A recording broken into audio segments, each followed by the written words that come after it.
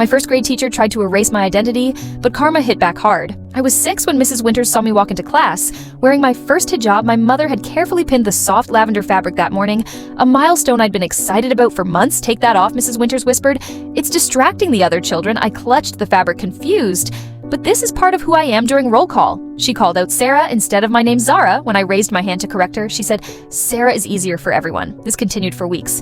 She'd make me wait in the hallway until I removed my hijab. When I refused, she'd send me to the thinking corner. My desk was moved to the back on my papers.